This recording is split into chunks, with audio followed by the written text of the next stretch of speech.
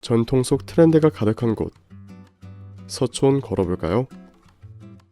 오늘의 산책은 경복궁역에서 시작했습니다. 4번 출구 쪽 소리 에스프레소 바에서 에그타르트와 커피를 즐긴 후 그랑핸드에 들려봤습니다. 이후 청와대 사랑차로 향해 연화 전시회를 관람했는데요. 다음으로 아키비스트에서 아인슈페너를 즐기다 한옥 상촌제를 구경해봤습니다.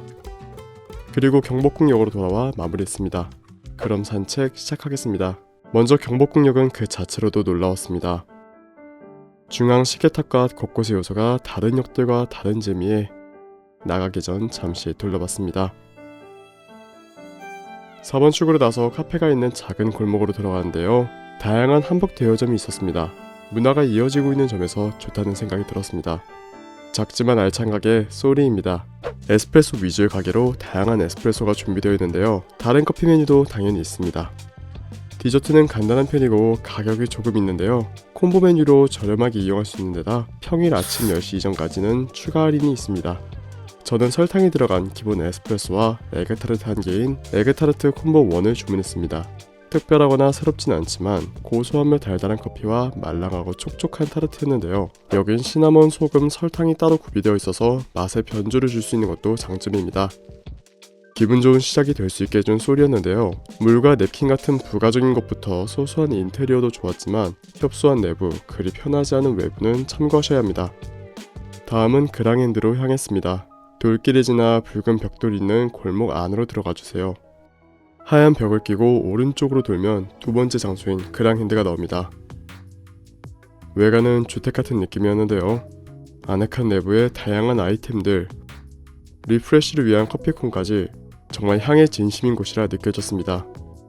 시향지도 가능하지만 향을 품고 있는 코튼이 있어서 바로 이용할 수 있는 점도 좋았습니다. 이곳의 6가지 시그니처 향수 중 바이마르가 가장 마음에 들었는데요. 멜론을 안 좋아하는데도 기분 좋게 느껴져 신기했습니다. 여기는 2층도 있는데요. 올라가면서 참 예쁘다는 생각이 들었습니다. 그리고 2층에서는 핸드워시도 체험해볼 수 있습니다. 직원분들이 정말 친절하신 데다가 오디오의 볼륨과 품질도 기분 좋았습니다. 게다가 포스터에 마음에 드는 향수를 뿌려주셔서 산책 도중에도 시향이 가능했고요. 왼쪽 고양이 스탬프 보이시나요? 그랑핸드 8곳에 방문을 모으면 다이어리를 무료로 받을 수 있다고 합니다. 이 외에도 기념품이 있었는데요. 제가 뜯어가는 종이는 여기 직원분들의 주변 추천 장소 리스트입니다. 다음은 청와대 사랑채로 향했습니다. 돌담길이 나오면 왼쪽으로 가주세요. 그러면 이렇게 거대한 은행나무가 나오는데요. 이러면 거의 다 왔습니다. 기분 좋은 햇살을 쬐며 걷다 보면 주차장으로 통하는 계단이 나오는데요. 여기로 가면 더 빠르지만 전 광장 쪽으로 갔습니다. 이렇게 영빈관이 가까이 보이는 화단 쪽에서 바닥을 보면 4.19 최초 발포 현장 동판을 볼 수 있습니다. 1960년 부정선거에 맞섰던 민주주의의 흔적으로 당시 목숨을 잃은 100여 명은 주로 대학생들이었습니다. 잠시 순국자분들을 생각해보고 청와대 사랑채 안으로 들어갔습니다. 이곳은 편안한 의자가 있고 다양한 추천 도서도 읽어볼 수 있습니다. 안쪽에는 정말 거대한 인형도 있었고요.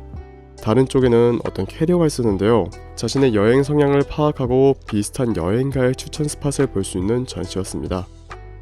전 오늘 기대한 전시를 위해 2층으로 향했습니다. 오는 이를 따스히 맞는 체험 전시라는데요.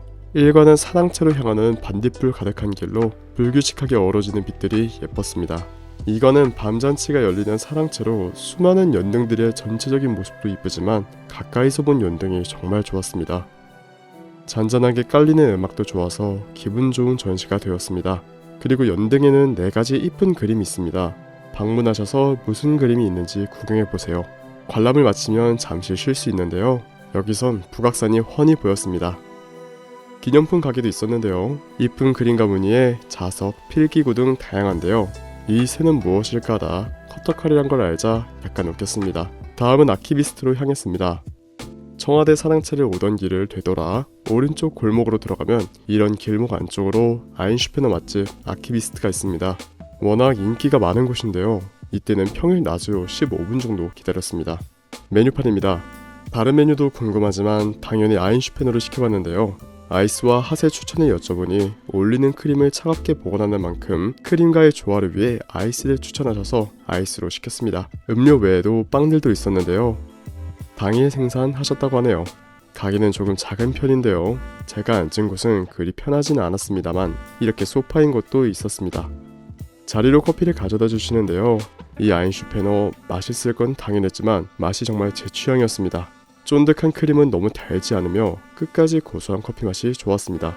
개인적으로 아인슈페너는 크림과 커피를 섞지 않고 드시는 걸 추천드립니다. 그리고 벽이 굉장히 초록초록했는데 카메라에 담지를 못했네요. 참고로 이런 느낌이었습니다. 그렇게 벽 구경도 하고 플랫 화이트도 시켜봤습니다. 라떼 아트가 귀여운데요. 저는 산미가 있는 원두로 골랐습니다. 처음에는 그렇게 맛있지 않았는데요. 그런데 살짝 식으니 커피와 우유의 밸런스가 꽤 좋았습니다. 이제 상촌제로 향했습니다. 걷다가 누군가 자꾸 불렀는데요. 이 친구였습니다. 그런데 절 부르고는 자기는 훌쩍 떠나버리네요.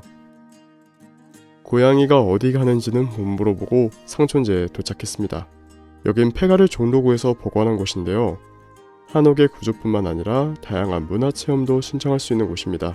이렇게 지붕 및 처마와 풍경도 보고 부뚜막도 구경했습니다. 아궁이, 가마솥, 키, 소쿠리, 식기들에 정수기도 있었습니다. 정수기는 바로 옆이 사무실이라 있는 것 같습니다. 그 옆에선 근현대의 종로들을 볼 수 있기도 합니다. 잘 관리된 바닥이 참 좋았는데요.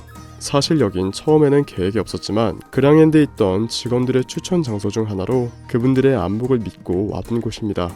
아무래도 겨울이라 바닥이 많이 차가워서 이 계절에 괜히 왔나 싶다가 오길 잘했다고 생각했는데요.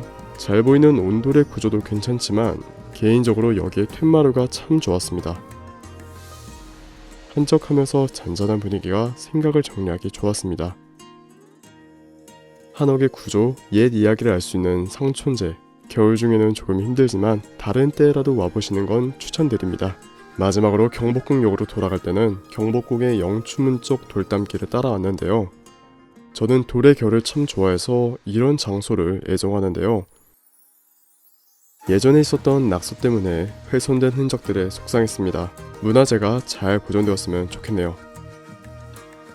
그리고 이렇게 경복궁역 3번 출구로 돌아와 오늘의 산책을 마무리했습니다.